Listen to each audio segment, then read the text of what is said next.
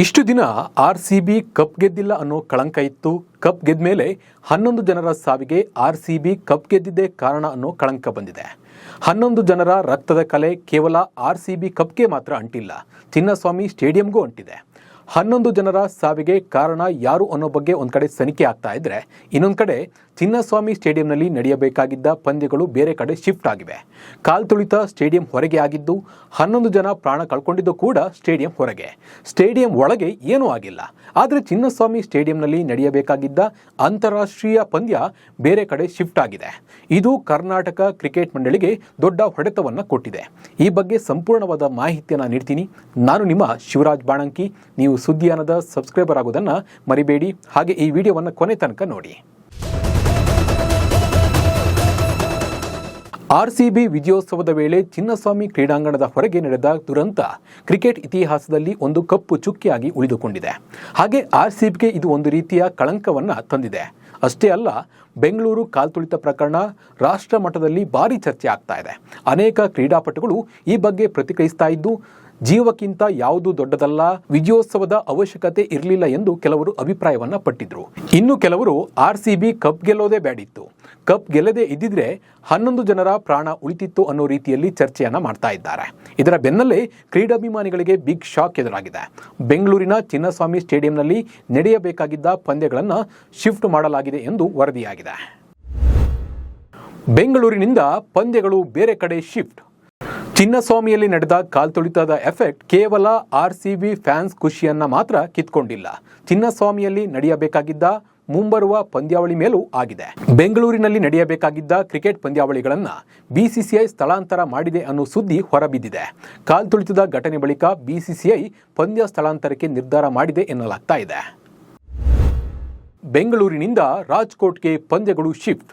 ಚಿನ್ನಸ್ವಾಮಿ ಕ್ರೀಡಾಂಗಣದಲ್ಲಿ ಭಾರತ ಹಾಗೂ South Africa ನಡುವಿನ ಪಂದ್ಯಗಳನ್ನು ನಡೆಸಲು ಈ ಮೊದಲು ಬಿಸಿಸಿಐ ನಿರ್ಧಾರ ಮಾಡಿತ್ತು. ಇದೀಗ ಆರ್ಸಿಬಿ ವಿಜಯೋತ್ಸವದ ವೇಳೆ ನಡೆದ ದುರಂತ ಬೆಂಗಳೂರಿನಿಂದ ರಾಜ್ಕೋಟ್ಗೆ ಪಂದ್ಯಗಳನ್ನು ಸ್ಥಳಾಂತರ ಮಾಡುವಂತೆ ಮಾಡಿದೆ. ಭಾರತ ಹಾಗೂ ಸೌತ್ ಆಫ್ರಿಕಾ ಮ್ಯಾಚ್. ಭಾರತ ಹಾಗೂ ಸೌತ್ ಆಫ್ರಿಕಾ ನಡುವೆ ನವೆಂಬರ್ 13ರಿಂದ 19ರವರೆಗೆ 3 ಏಕದಿನ ಪಂದ್ಯಗಳು ನಡೆಯಬೇಕಾಗಿತ್ತು. ಆದರೆ ಈಗ ಬೆಂಗಳೂರಿನಿಂದ ರಾಜ್ಕೋಟ್ಗೆ ಪಂದ್ಯಗಳು ಸ್ಥಳಾಂತರಗೊಂಡಿದೆ. ಆದರೆ ಪಂದ್ಯ ಸ್ಥಳಾಂತರದ ಬಗ್ಗೆ ಬಿಸಿಸಿಐ ಯಾವುದೇ ನಿರ್ದಿಷ್ಟ ಕಾರಣ ನೀಡಿಲ್ಲ ಅಂತ ಹೇಳಲಾಗ್ತಾ ಇದೆ. ಒಂದ್ ಕಡೆ ಚಿನ್ನಸ್ವಾಮಿ ಕಾಲ್ತುಳಿತ ಪ್ರಕರಣ ಬಿಸಿಯ ನಡುವೆ ಚಿನ್ನಸ್ವಾಮಿಯ ಪಂದ್ಯಗಳ ಸ್ಥಳಾಂತರ ನಡೀತಾ ಇದೆ. ಇದಕ್ಕೆ ಕಾಲ್ತುಳಿತ ದುರಂತವೇ ಕಾರಣ ಎನ್ನಲಾಗ್ತಾ ಇದೆ. ಕೆಎಸ್ಸಿಎ ಅಧ್ಯಕ್ಷ ರಘುರಾಮ್ ಭಟ್ ಈ ಬಗ್ಗೆ ಮಾತನಾಡಿದ್ದು, ಇದಕ್ಕೆ ಬೇರೆಯದ್ದೇ ಕಾರಣವನ್ನ ಹೇಳಿದ್ದಾರೆ. ಕಾಲ್ತುಳಿತ ಪ್ರಕರಣಕ್ಕೂ ಚಿನ್ನಸ್ವಾಮಿ ಸ್ಟೇಡಿಯಂನಿಂದ ಪಂದ್ಯಗಳ ಸ್ಥಳಾಂತರಕ್ಕೂ ಸಂಬಂಧ ಇಲ್ಲ. ಈ ಪ್ರಕರಣ ನಡೆದ ಹೊತ್ತಲ್ಲೇ ಇದಾಗಿದ್ದಕ್ಕೆ ಈ ಸಂಬಂಧವನ್ನ ಕಲ್ಪಿಸಲಾಗಿದೆ ಅಷ್ಟೇ ಹೊರತು ಪಂದ್ಯಗಳ ಸ್ಥಳಾಂತರಕ್ಕೂ ಪ್ರಕರಣಕ್ಕೂ ಯಾವುದೇ ಸಂಬಂಧ ಇಲ್ಲ ಎಂದು ಕೆಎಸ್ಸಿಎ ಅಧ್ಯಕ್ಷ ರಘುರಾಮ್ ಭಟ್ ಹೇಳಿದ್ದಾರೆ. ಇನ್ನು ಮಾಜಿ ಕ್ರಿಕೆಟಿಗ ಶಾಂತ ರಂಗಸ್ವಾಮಿ ಕೂಡ ಬೇಸರವನ್ನು ವ್ಯಕ್ತಪಡಿಸಿದ್ದಾರೆ. 50 ವರ್ಷಗಳಿಂದ ಅಭಿಮಾನಿಗಳಿಗೆ ಸಂತಸ ನೀಡಿದ ಕ್ರೀಡಾಂಗಣದಲ್ಲಿ ದುರಂತ ನಡೆದಿದ್ದನ್ನು ಅರಗಿಸಿಕೊಳ್ಳಲು ಸಾಧ್ಯವಾಗ್ತಾ ಇಲ್ಲ.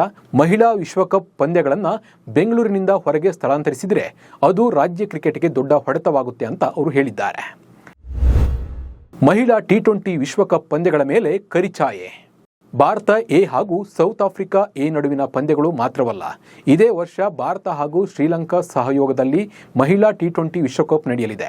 12 ವರ್ಷಗಳ ಬಳಿಕ ಭಾರತದಲ್ಲಿ ನಡೆಯುತ್ತಿರುವ ಐಸಿಸಿ ಟೂರ್ನಿಯ ಉದ್ಘಾಟನಾ ಪಂದ್ಯಕ್ಕೂ ಚಿನ್ನಸ್ವಾಮಿಯೇ ವೇದಿಕೆಯಾಗಿದೆ. ಉದ್ಘಾಟನಾ ಪಂದ್ಯಕ್ಕೆ ಮಾತ್ರವಲ್ಲ, ಅಕ್ಟೋಬರ್ 30ರಂದು ನಡೆಯಲಿರುವ ಸೆಮಿಫೈನಲ್ 2 ಹಾಗೂ ಫೈನಲ್ ಪಂದ್ಯವು ಚಿನ್ನಸ್ವಾಮಿಯಲ್ಲೇ ಆಯೋಜಿಸಲಾಗಿದೆ.